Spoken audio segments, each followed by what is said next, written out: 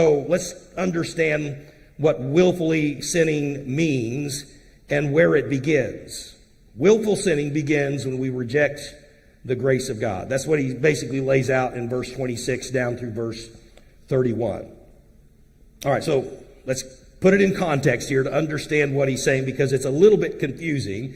Remember, he's just finished urging these believers to draw near to the Lord, to draw near to one another, to hold fast to truth, to provoke one another unto love and good works. And so he's just encouraged them to do that. But what happens when someone intentionally does the opposite? In other words, he said, I want you to hold fast to truth. I want you to encourage one another, provoke one another unto love and good works.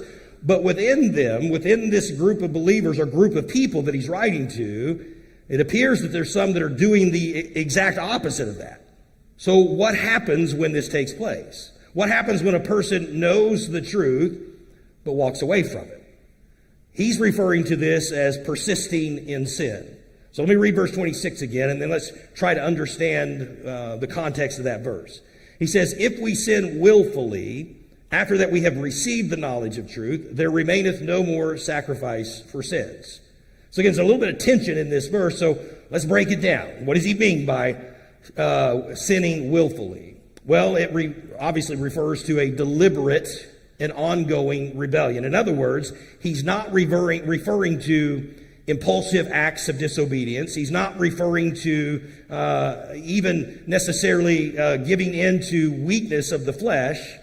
What he means by this willful sinning is it's a settled pattern of rebellion. In other words, it is an ongoing defiance against the things we know are truth. It means to know what is truth, but really just kind of thumb your nose at God and the truth that he has portrayed.